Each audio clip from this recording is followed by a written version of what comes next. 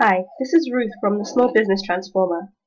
Today I'm joined by Tom Osborne from youngsterpreneur.com and therouse.com, and we're going to be discussing productivity and innovation.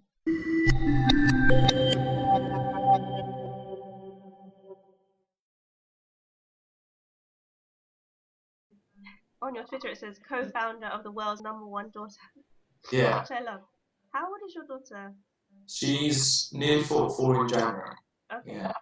so just to go back, when you had your daughter, were you working or did you have enough time to be at home when she was actually in the first couple of months?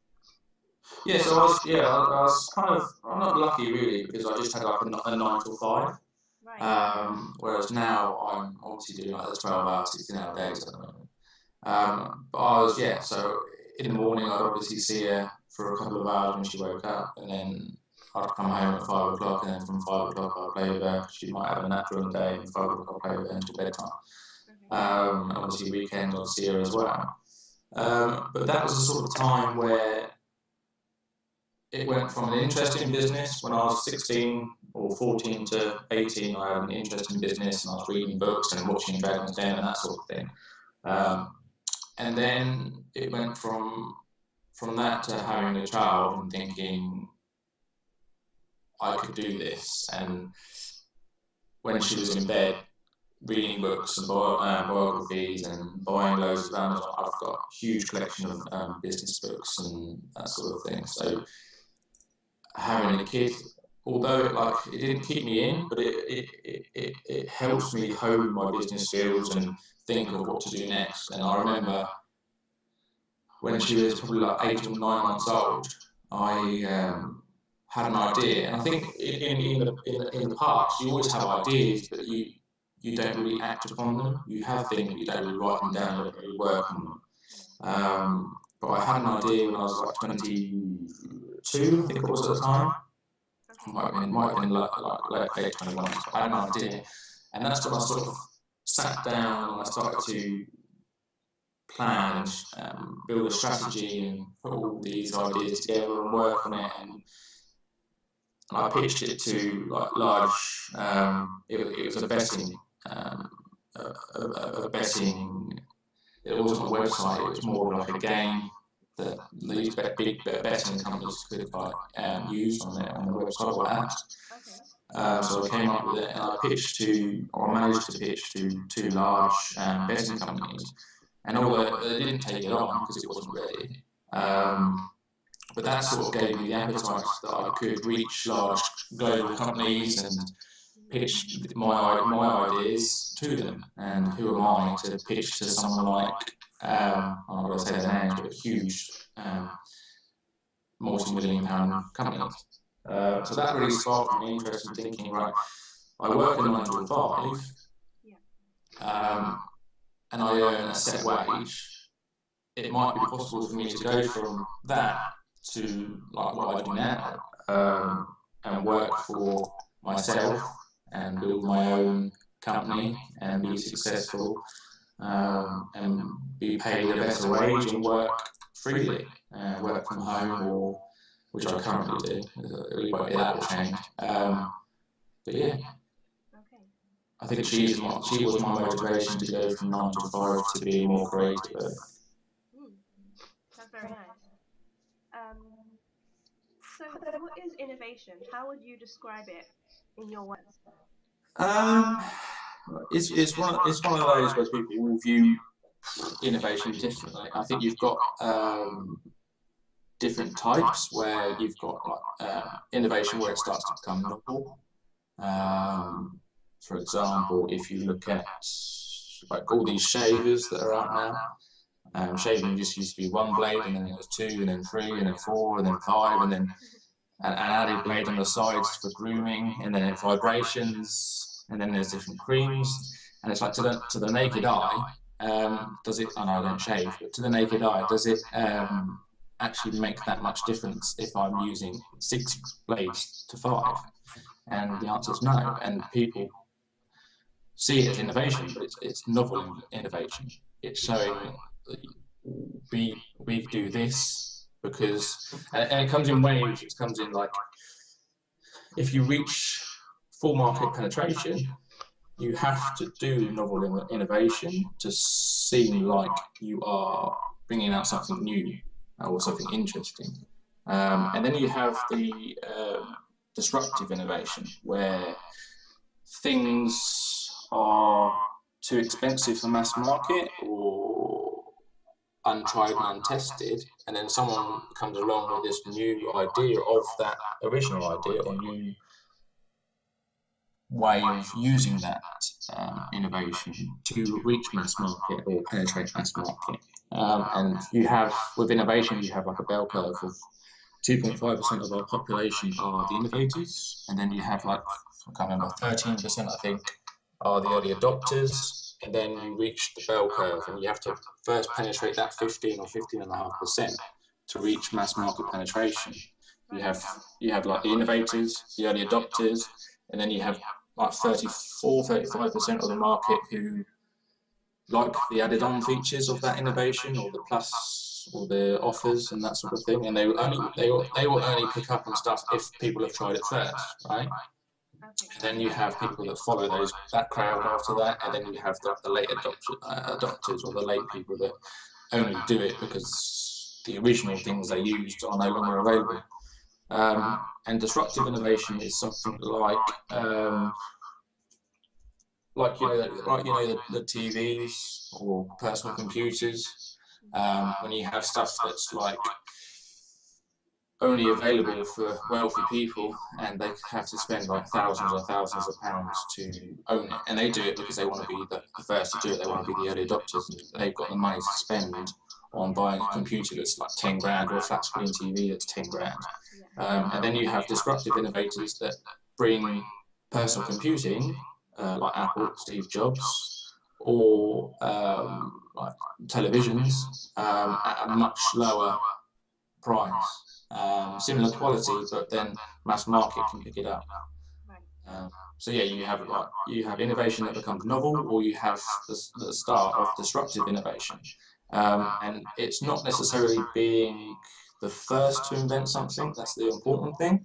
The important thing is being able to take an existing technology and then produce something that the mass market requires or needs or can own effectively. Okay. That's interesting. And what do you think of cloud technology at the moment? Yeah, so cloud's a similar thing. Cloud's been around for a while, and it's the fact that like the people that produce these cloud infrastructures are like the 2.5%, like I was saying, and then you've got the 13% of early people that want to be the early adopters, but the rest of the market don't want to try it because they don't trust it, because it's new, because it's on the cloud, and they don't actually physically own like their photos. It's somewhere out there. Those people don't believe it, but those people start picking it up because the early adopters have adopted it and used it, and they might spend like the £50 a month or the £100 a month to have those services because they're happy to be those early adopters. And then like Dropbox would bring it out and give it away for free. And then people start thinking, well, they're using the cloud computing. They're using the cloud computing and paying £50 a month. I might try it because it's free. I might still keep my photos on my computer as well, but I might try Dropbox because it's free. And then that's when you start picking up mass market or mass penetration with your innovation. And I think now you're getting to, because you are picking up, or companies are gaining mass market traction, you are getting a lot of spur-offs from cloud computing or the original idea of cloud computing. Yeah. And do you think it's going to continue to grow? Yeah. I think you're going to find niches within that market. I think because it is cheap and proven to be, because it's cheap and it's proving to be trustworthy and reliable, I think more and more people will use it. And especially in the mass markets like India, China, and Asia, and that sort of thing, where you've got people that can't really afford to buy hard drives and expensive computing, and you've got some cloud storage that are offering it for free. Right. Cool. Yeah. I agree, and I use the cloud technology quite a lot in my business as well. Um, so what do you use? What's your top three apps or technology devices that save you time in your business? Um, yeah, so the things I probably use, a lot of people say about social media and using things like Sprout Social or Hootlit or TweetDeck, Okay. and I get it, and I get it for large companies that might have loads of different profiles or company pages, for example. Hmm. But I tend to use a lot of the social media platforms myself, and use them for various things. Okay. So I wouldn't, well, I get why people use things like TweetDeck and Hootlit and things like that, but I don't particularly use them. The thing that I do use cloud storage, I use Google Drive, Okay. and all the Google documents from that. Um, Things that save me time. Skype's great because I talk to people all over the world, Okay. and that's free. Yep. Um, I think for me, what was important for me was having everything integrated. So if you own, I own a Chromebook and I also own an Android phone, so everything for me is on this cloud Google Drive, and I can use it to on the go on my Android or work on documents and that sort of thing on the go. Okay. But yeah, I guess for me, all it is being organised. That's really good. Opposed to using various applications. I think you can get swamped with what's available. Hmm. So yeah, I just try and stay on top of things the best I can. That's good. And because you mentioned before that you, at the moment, you're working 12 to 18 hours a day. 12, yeah, about 12 to 16, yeah. Okay. Is that while you're building the website and then you plan to kind of put things in place to free up your time or? Yeah, so how I work, and fortunate again to work from home, and I guess it's a way for me to stay productive, is that instead of working, say, a 9 till 5 straight, Yeah. I will work for 2 hours and then go to the gym, or work for 2 hours and Okay. have lunch, or make myself lunch, or work for 3 hours and then spend 2 hours with my daughter, or work again for another hour and then go out with my daughter, or whatever it might be. So I guess I don't, for me to stay on top of what I do and to love what I do and to be involved with what I do instead of being drained and feeling exhausted and losing the will to live.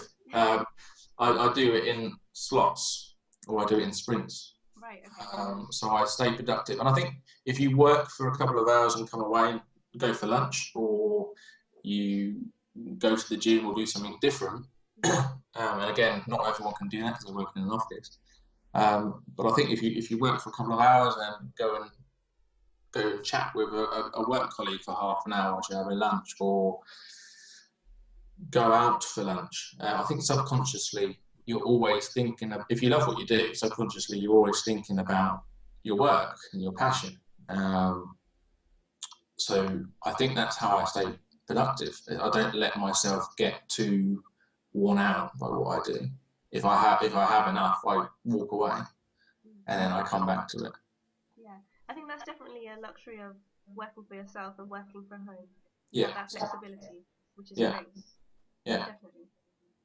If there was something, I'm not sure if you'll be able to tell me straight away, but if there was something that could actually free up your time, or what would really help you at the moment? What would help me at the moment? Save you more time. Having people work for me. Okay.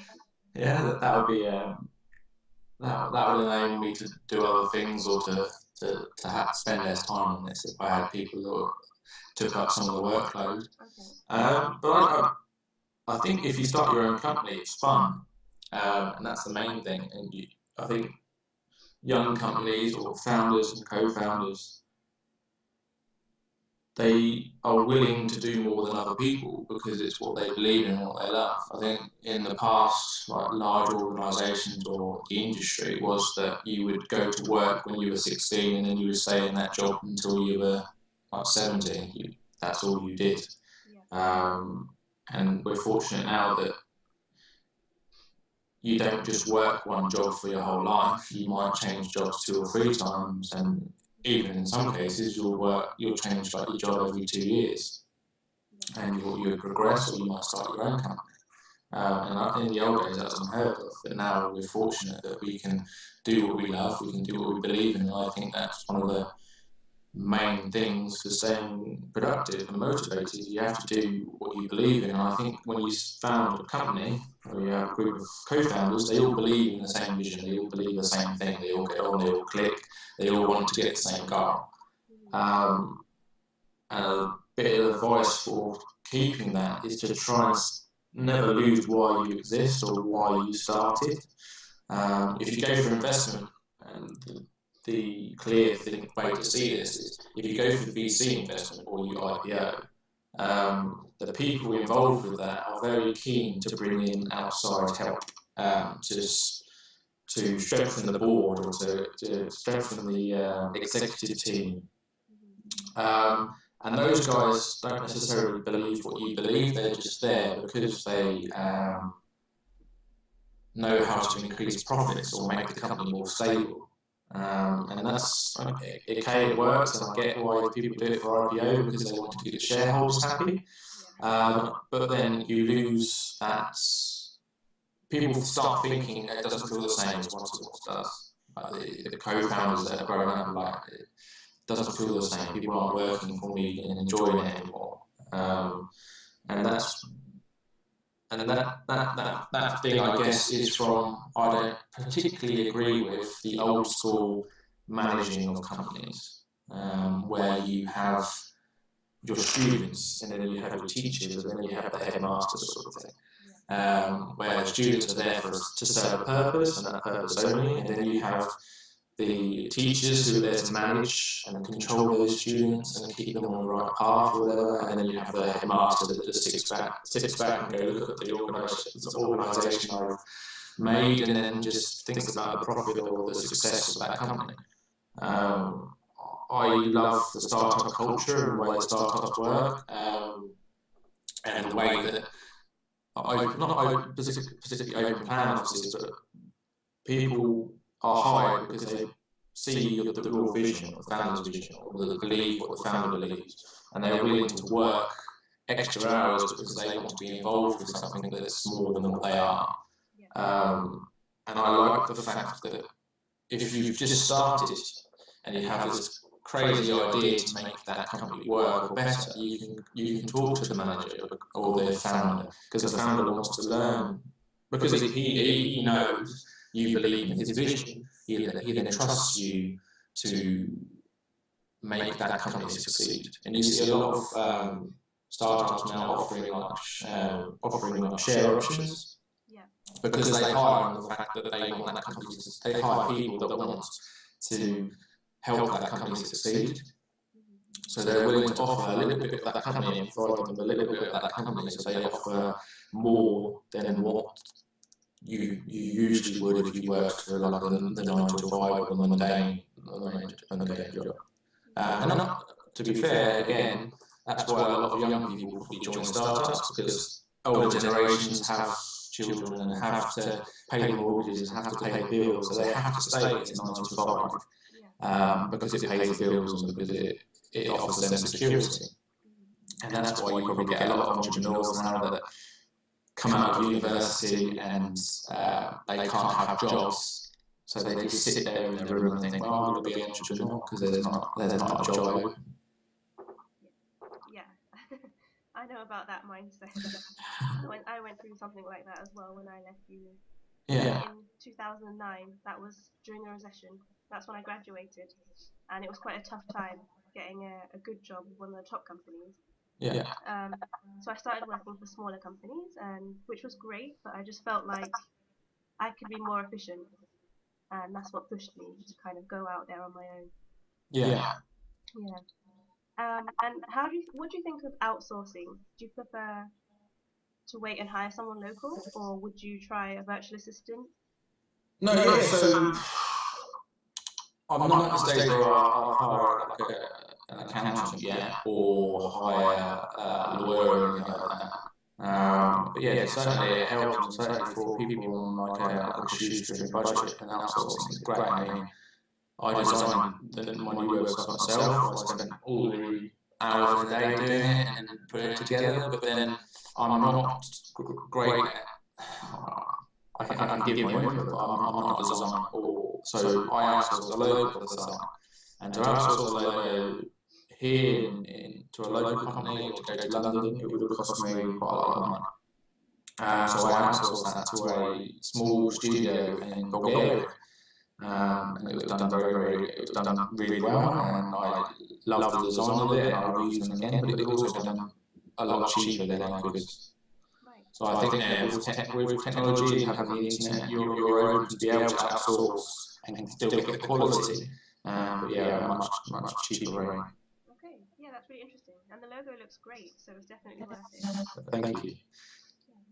One of the last questions that I'd like to ask you is, where do you see yourself in 5 years, or what do you hope to be doing with your business?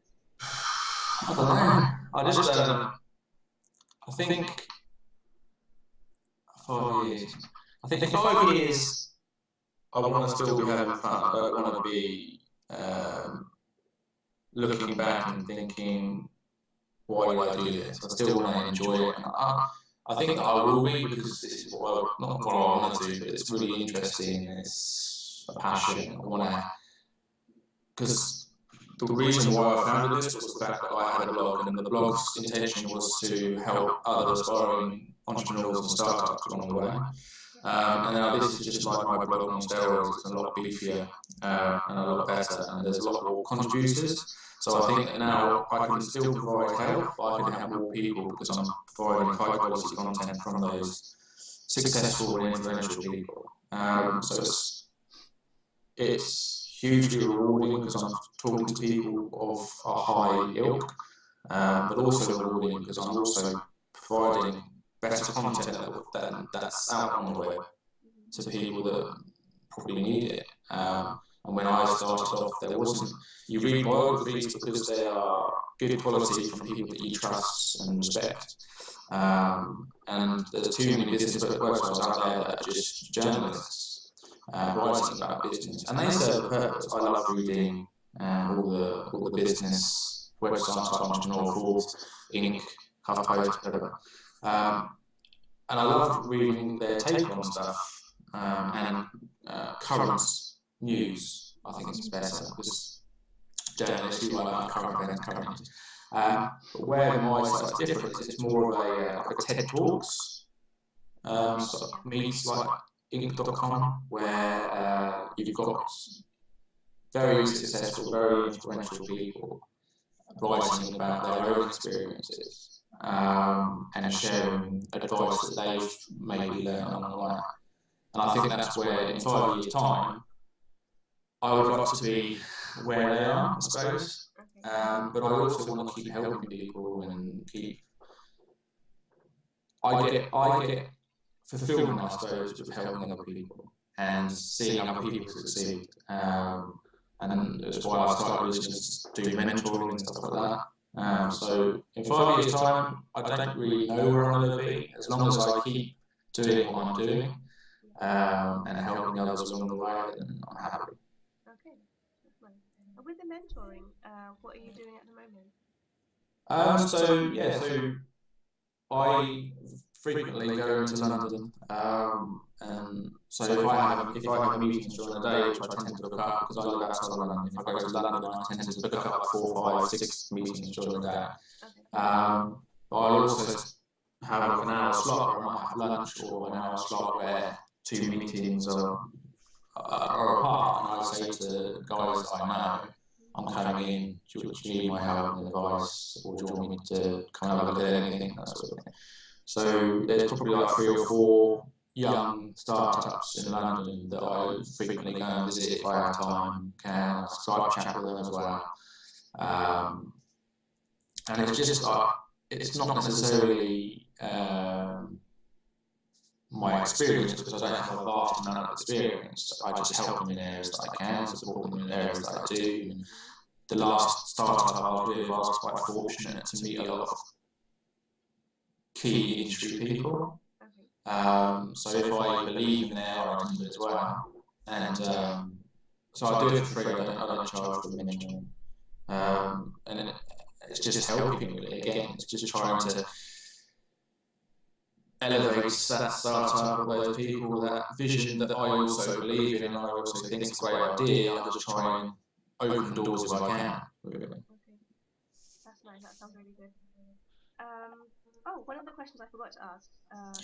So you're really clued up about innovation and technology and what's happening online.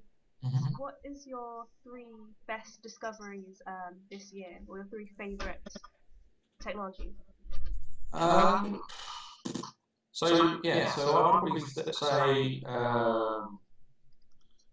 like wearable tech is great. You see like Google Glass and obviously got smartwatches and things like that. But I think one thing that not amazed me, but one thing that I saw would be the future was I think it was on like a gadget show or something online, a video. But someone had a skateboard which was motorised, and then they had this helmet on with like sensors, and the sensors picked up what the rider was thinking. And so the rider only had to think of like turn left or turn right, go forward, slow down. And the motor of the skateboard would obviously control the direction of the skateboard and slow it down, speed it up. So I think stuff like that's gonna, well, it was amazing to me and it will continue to progress. And then I think earlier this year read that like they created a tablet or could cause a reaction within the tablet that when taken and digested signalled or made a remote signal. And then that obviously was picked up by a sensor in the home and then transferred to like your local GP or hospital. I think that was interesting because obviously you've got the older people that you try and give medicine to, and they might forget or they might run out or whatever reason it might be. They can't get to hospital to get more, or they might just forget because they're getting old or not take it at the correct time. And I think obviously that will enable or help a lot of people knowing and being able to use large data and collecting the data of that certain patient to know when they're taking the tablets, why they're not taking the tablets, because obviously if someone can't manage to get to hospital and they need to take medication, and obviously you can trigger an alarm at hospital saying these people aren't taking the medication. Well, thank you very much for your time this morning. I know you're really busy. Everybody who wants to check out theroos.com, we're going to put a link in the email where there's more great content, great articles, and yeah, I look forward to speaking to you again soon. Yeah, and you too. I'll see you.